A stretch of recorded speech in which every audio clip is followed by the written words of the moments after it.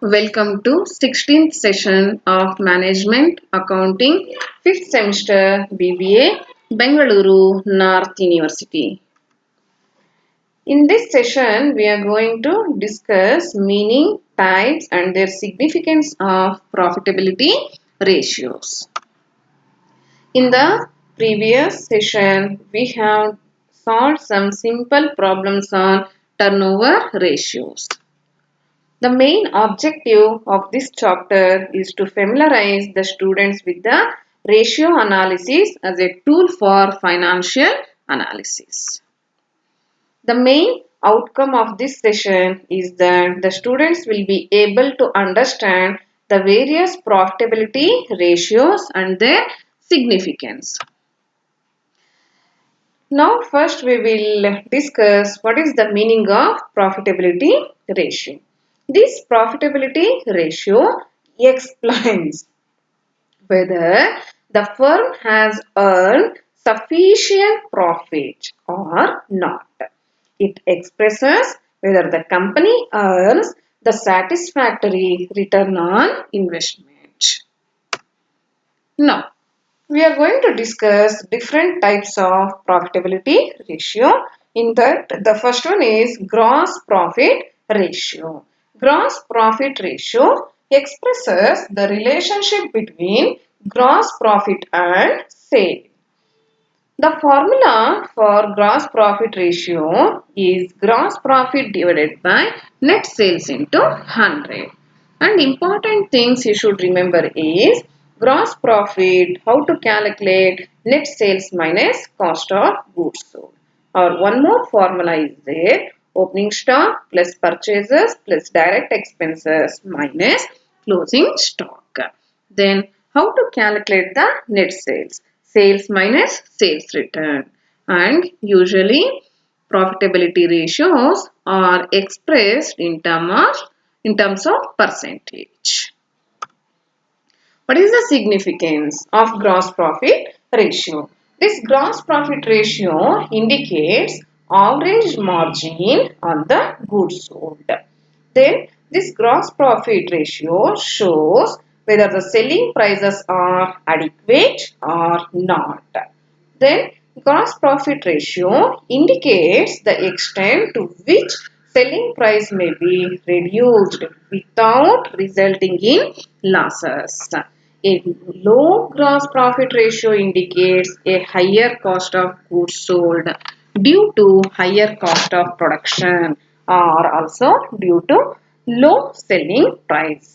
Then a high gross profit ratio indicates lower cost and it is a sign of good management. Then net profit ratio. Net profit ratio expresses the relationship between net profit and the sales. The formula for net profit ratio is net profit divided by net sales into 100. How to calculate net profit if it is not given in the problem directly? Gross profit minus all expenses plus all other incomes. One more formula for net profit is net operating profit plus non-operating incomes minus non-operating expenses. Then how to calculate? Net sales, sales minus sales return. And this ratio is also expressed in percentage. Significance of net profit ratio. Net profit ratio is the overall measure of a firm's ability to turn each rupee of sales into profit. Then net profit ratio indicates the efficiency with which a business is managed. Then a firm with a high net profit ratio is in an advantageous position to survive in the face of rising cost of production and also falling in selling prices. Higher the ratio, the better is the profitability and vice versa. Next, operating profit ratio. This operating profit ratio expresses the relationship between operating profit and net sales. The formula for this is operating profit ratio is equal to net operating profit divided by net sales into 100. And how to calculate this net operating profit? That is gross profit minus operating expenses. Operating expenses includes administration and selling and distribution expenses. Then how to calculate net sales? Sales minus sales return. And this operating profit ratio is also expressed in terms of percentage. Next, operating ratio. Operating ratio expresses the relationship between cost of goods sold and operating expenses and net sales. What is the formula for operating ratio? Operating ratio is equal to operating cost divided by net sales into 100. How to calculate this operating cost? Cost of goods sold plus operating expenses. Then net sales is equal to sales minus sales return. And this operating ratio is also expressed in percentage. Significance of operating ratio. The operating ratio measures the efficiency with which a business is operated. Then it shows the percentage of net sales that is absorbed by cost of goods sold and operating expenses. If there is a high operating ratio, it is considered unfavorable because it leaves smaller margin of profit to meet non-operating expenses. If it is a lower operating ratio, means it is considered as a good sign for the company. Next, expenses ratio. This ratio expresses the relationship between each item of expenses and sale. So, the formula is expenses ratio is equal to specific expenses divided by net sales into 100. Here, what are the expenses? Expenses means wages or salary or advertising expenses or general expenses or office and administrative expenses or selling and distribution expenses. And net sales means sales minus sales return. And this expenses ratio is also expressed in terms of percentage. Then significance. A lower the expenses ratio means greater is the profitability. And higher the expenses ratio, the lower is the profitability. Next, return on investment. This return on investment is also called as return on capital employed. This return on investment, it is an important test of profitability. If this return on investment measures the overall profitability in comparison to the capital employed. What is the formula for this return on investment is earnings before interest and tax divided by capital employed into 100. How to calculate this capital employed? Capital employed is equal to equity share capital plus preference share capital plus reserves and surplus plus other undistributed profit plus long-term loans and advances. Then we have to deduct fictitious assets and investments. Then one more formula is there for capital employed, that is fixed assets after depreciation plus working capital. How to calculate the working capital? Current assets minus current liability. And this ratio is also expressed in terms of percentage. Significance of return on investment. Return on investment, it is the only ratio which measures satisfactorily the overall performance of a business from the point of view of profitability. And this return on investment shows how well the management has utilized the funds supplied by the owner and creditors. And also it measures the earning power of the net assets of the business.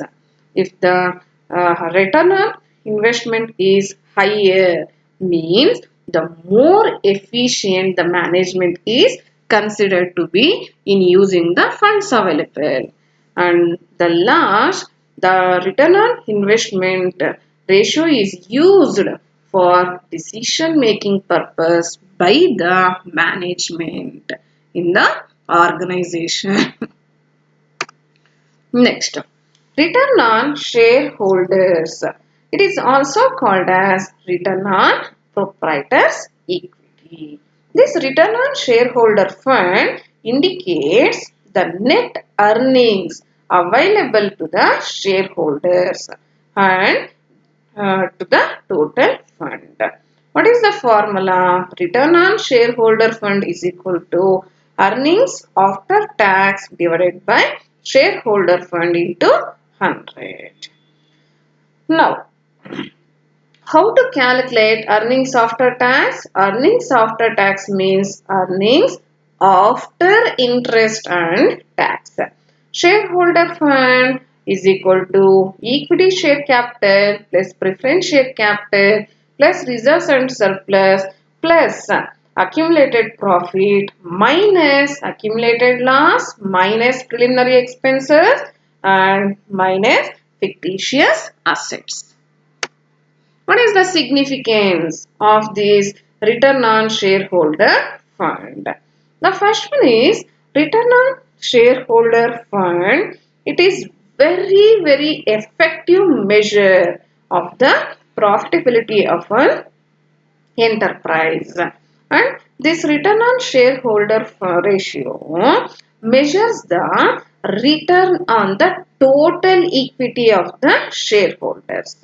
Then it should be compared with the ratios of other similar companies to determine whether the rate of return is attractive or not. And this return on shareholders fund ratio is one of the most important relationship in state financial statement analysis. Then return on earnings. This return on earnings is also called as return on equity capital. This return on earnings shows the ratio of net profit available to equity shareholders to owners equity. What is the formula? Return on earnings is equal to profit available to equity shareholders divided by equity shareholder fund into 100. Now, the first important note you should remember is profit available to equity shareholders means net profit after interest, tax and also preference dividend. Then equity shareholder fund is equal to equity capital plus reserves plus undistributed profits. Next, significance of return on earnings. Return on earnings shows the profit percentage for equity shareholders. A high rate of return on equity shareholders fund is favored by investors and a higher market valuation is placed on such shares. Then return on earnings ratio is used for inter-firm comparison to judge the comparative profitability of different firms. Then earnings per share, that is called as EPS. This earning per share ratio measures the earnings per equity share. It measures the profitability of a firm on a per share basis. The formula for this is earnings per share is equal to earnings available to equity shareholders divided by number of equity shares. How to calculate earnings available to equity shareholders? The formula for this is net profit after tax minus dividends preferred dividend available to preferred shareholders.